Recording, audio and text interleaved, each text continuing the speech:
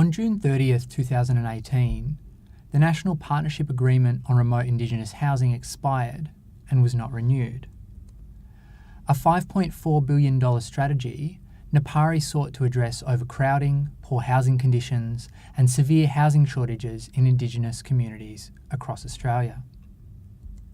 NAPARI's demise came despite a national government review that broadly lauded its successes, while noting that 5,500 new and refurbished houses would still be required over the next decade to reduce overcrowding in remote Indigenous communities. But rather than extending the agreement, the government followed another of that review's recommendations, that state and territories be required to contribute their own funding skin in the game.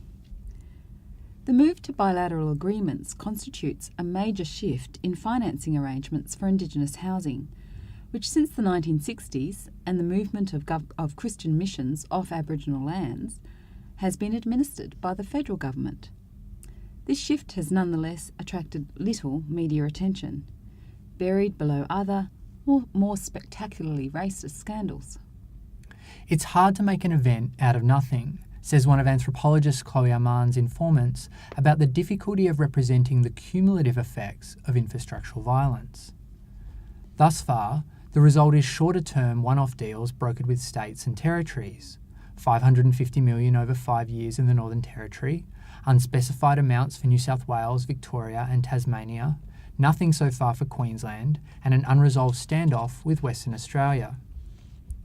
This paper contextualises the significance of this moment in remote Indigenous housing policy, using this conference theme to sketch a number of key concerns in our unfolding research. We explore what feral housing is made of. The discontinuation of NAPARI is a policy disappearance that can be situated in longer processes of state withdrawal, neglect and abandonment of remote Indigenous communities. It is a necropolitics of slow violence, most starkly encapsulated by prime ministerial rhetoric that living in remote communities is a, quote, lifestyle choice, but produced more insidiously by sustained funding reductions, the shortening of agreements, outsourcing to church and other third-party providers, the administrative burden and survival dependency on competitive tenders, and the simultaneous necessity for Indigenous organisations to fight for social services, environmental protections and tenable futures. This is not to get too nostalgic for NAPARI, however, under which housing was only allocated to 16 of 73 Northern Territory remote communities. In Yarralin, no new houses have been built for almost 20 years, while $15 million allocated for housing in Borroloola remained unspent despite rampant overcrowding. This state of abandonment is a dilution of effective support rather than wholesale government withdrawal. State housing provision is significant but also patchy, unpredictable, competitive and politicised, and it sits adjacent to punitive welfare and surveillance regimes. Yet thinking only through abandonment would misrecognise the productivity of policy worlds, which along with actual houses generate committees, working groups, surveys, data sets, reports, reviews and other policy artefacts. The Northern Territory Town Camps Review, commissioned by the government to Deloitte Consultants, provides 16,000 pages of detailed assessment of infrastructural requirements across town camps. Finally released to the public a year after its completion, conspiracy theories over its non-publication quickly pivot to the problem of the data dump. How do underfunded Indigenous organisations deal with so much analytical attention of this type? Such reports by corporate consultancies, however, are invariably in the future perfect tense, promising house builds and further assessment reports. The eventfulness of such publications and their speculative futures are otherwise experienced as ongoing deferral and delay by those with acute needs to sleep safely tonight or to return to homelands yesterday. The Remote Housing Review highlighted the importance of repairs and maintenance work to Indigenous housing provision. The first priority for governments has to be to protect their investments and increase the longevity of houses by maintaining the housing already delivered, it says. The key is an increased emphasis on planned cyclical maintenance, with a focus on health-related hardware and houses functioning. Here and elsewhere, the review directly referenced the Housing for Health methodology developed by Health Habitat. This not-for-profit organisation has for over 3 decades conducted R&M interventions to improve housing function in Indigenous communities and elsewhere, so that residents are better able to enact healthy living practices, washing themselves and their children, disposing of waste, storing and preparing food safely, and so on. Data collected from over 9,000 houses has shown the main cause of health hardware failure are a lack of routine maintenance and poor initial construction. Repair and maintenance are broad categories of intervention, with repairs, tinkering and workarounds at one end of a spectrum which also includes renovation, demolition and rebuilding at the other. Such practices respond to dynamic material situations that we might variously call deterioration, dilapidation, decay, and in legal terms, reasonable wear and tear.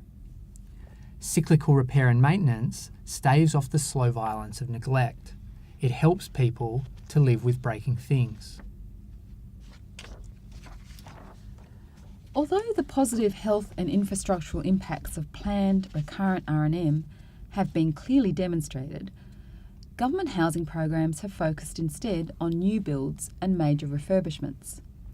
The single government department implementing the Housing for Health methodology is now the New South Wales Department of Health, not any Department of Housing. In practice, the preference for major construction has been subject to repeat failures. One result is non-houses, material assemblages that appear as houses but function more like cheap, partly completed steel sheds. We call this governmental prioritisation of new builds and refurbishments the assembly fetish, in which installation is presumed as a concluding point of governmental action. The assembly fetish is an aspect of what Tim Ingold has called a building perspective, in which humans are presumed able to design accommodation that masters environments. It's a perspective which reduces housing crises to the problems of new builds and land release. In one sense, the assembly fetish emphasises the circumscription of government interest to major construction over fix work. For example, NT Department of Housing Policy has required that a broken, unlockable front door will only receive attention once a critical mass of houses also requires lock replacements. In the meantime, residents move for privacy. Dysfunctional showers and toilets shift householders to adjacent homes, exacerbating pressures on the infrastructure of already crowded housing. The assembly fetish also suggests the temporality of attention paid to standards and codes, erratic as this is. It is at the planning, promising and pre-handover stages that construction is scrutinised, not at the post-occupancy stage. From this point on, householders become the objects of surveillance and superintendence. Finally, the assembly fetish asserts that housing functions as an object of desire for resolving Indigenous disadvantage. In this vein, the House is perceived via relations between governmental actors as the backdrop to press conferences, data and reports, or as political fantasies, rather than as through its domestic functionality. Within such mediated representations of housing, can the entropic nature of housing function be anticipated? We can characterise housing built from this perspective as feral housing, for without attention to durability and repair, it inevitably decays. Health Habitat's data on dysfunction reflects the natural entropic tendency of all infrastructure. As Graham and Thrift write, quote, "Architectures are morphogenic figures forged in time, tacking against a general entropic tendency," end quote. Over time, things wear out, break, fall apart. Without careful intervention, this process accelerates. Housing, like dominant forms of Australian agriculture, requires ongoing cultivation. In its absence, an escape from domestication into the wild is opened up. Blighted housing, or in the Northern Territory, housing categorised as beyond economic repair, that is, feral housing. From another perspective, Indigenous housing in remote communities faces the feral challenge of ongoing settler occupation. Settler colonialism is itself an introduced phenomenon, disruptive of local ecologies and unsustainable in its ravenous need for new territories from which to extract economic value. Conditions of continuing occupation determine available funding for new and existing housing and its functionality. Through mining royalties paid to Indigenous corporations and expended on R&M, the serviced land available for new sites, agricultural water licensing and undersupply, water contamination by leached tailings, and the deterioration of local infrastructures. Notably, the current Northern Territory funding agreement for remote housing was announced in the same week that a ban on hydraulic fracturing was also lifted. Of course, in the dominant political aesthetics of mainstream politics, housing failure is portrayed as the fault of supposedly feral Indigenous householders. Attempting to domesticate environments, the assembly fetish and the building perspective both misapprehend housing's dynamism and its queer entropy. Housing is not a box that straightforwardly defines boundaries between inside and outside. Rather, we understand housing as a membrane, providing a pliable carapace for soft tissue human and companion animal residents. Superficial design features for mediating internal atmospheres and external climates, windows, louvers, insulation and other temperature control technologies, are complemented by more complex infrastructures that stretch into homes and articulate with wider networks. Arterial pipes, wires and cables distribute the water and energy necessary for domestic healthy living practices, and housing's function also depends on those larger systems' upkeep. Interactions between collective infrastructures and domestic technologies produce flows, ruptures, and more chronic deteriorations. This dynamism of the vibrant matter of membranic housing assemblages depends on both such interactions and particular materials. While some breakdowns are dramatic and eminently visible, others are more gradual. The slow pace of such transformations often renders them outside the realm of the sensible, or, if evident through secondary symptoms, below the scientific thresholds for safe environments. Sick building syndrome, or more specifically, formaldehyde-releasing toxic FEMA trailers, signify both housing's dynamism and its interactive relationship with inhabitants' bodies, for whom slow death is rendered permissible and inevitable. Water allows us to trace this struggle between the materiality of housing, intersecting infrastructures, and local environments. Water exposes housing as vibrant membrane, permeable, porous, pervious, and absorbent. Water is both native and feral, existing prior and spreading where it is not wanted. In monsoonal environments, walls suck in rainwater, forcing bricks and mortar to loosen their embrace, with each new striation forging a sweaty path for corrosion. Salt in mortar, built with substandard building sand, encourages water's multiple entry points.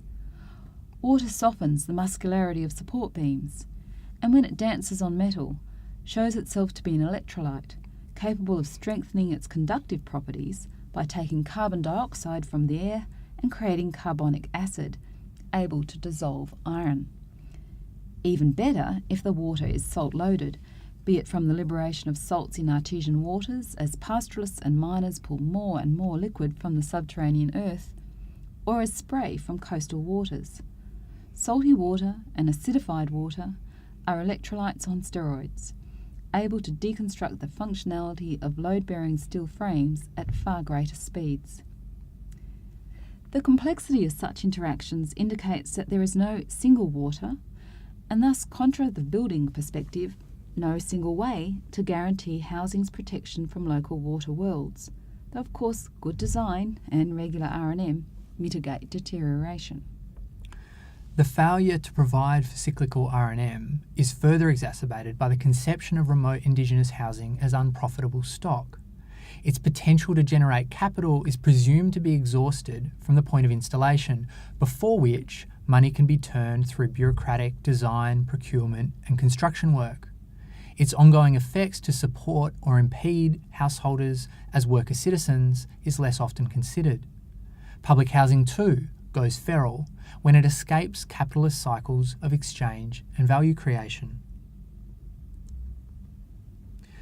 The Remote Housing Review recommendation for cyclical R&M recognises the potential of housing to go feral if not properly attended to.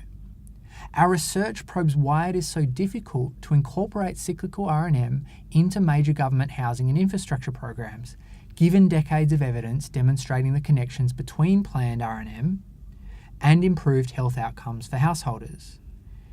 Investment in prolonging housing stock has thus far proved an insufficient motive. To examine the obstacles beyond familiar ideas of best policy intentions gone awry, we distinguish between policy teleologies and policy ecologies. Policy teleologies isolate policy artefacts, position statements, press releases, reports, reviews, so on, and measure their implementation effects against stated intentions. Context here appears as unintended policy consequences. Under this approach, policy inevitably goes feral, introduced into a separate environment, uncontrollable and metamorphic, needing new or repeat interventions of a bureaucratically familiar sort to return to rights. In contrast, examining policy ecologies requires us to consider the historical, institutional, material and environmental worlds from which new policies emerge, into which they enter, and the impediments to their success.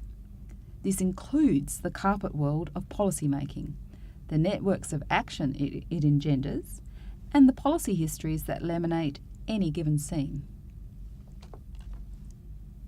Examining policy ecology suggests an alternate conception of policy making itself. In much policy studies on Indigenous housing, discourse analysis employed in the service of critique consolidates the power of the policy artefact while attempting to expose its inconsistencies. What intentions can be derived from its text? What is the problem represented to be? What does it fail to address? And what would better policy include? We do not dismiss these hermeneutic and reformist tendencies outright. They're at times appropriate and revealing. Instead, we want to conclude by proposing the understanding of policy work itself as repair and maintenance, which is best understood by starting with a conception of policy ecologies and of policy's natural ferality. This notion of policy as repair and maintenance aims to highlight three important points. First, policy making is the ongoing activity of various workers who might approach policy as problem solving but are also variously subject to other demands and inclinations of politics, of their institutions, their bodies, and so on. Second, new policies enter a terrain of precedent and contradiction, and a shift in the official position of how to do the things does not mean that this is how they will be done.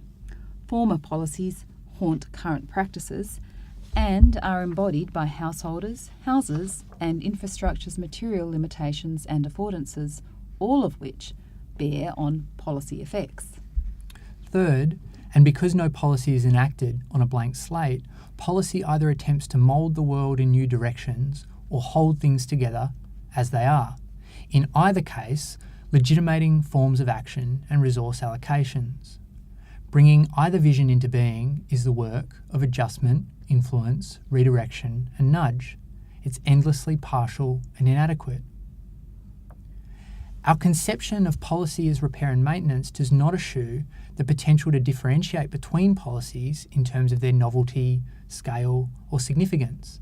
Some policies are more rupture or event than tinkering.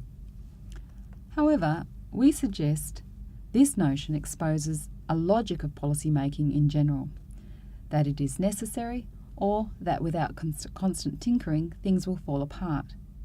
This collapse is not a quick descent into anarchy, but the slow, queer deterioration of health hardware subjected to the elements and paid inadequate attention. This does not mean necessarily that we can rely on policy to hold things together, although this is often the effect of policy making for policy regimes. What is held together and what is not remain open questions.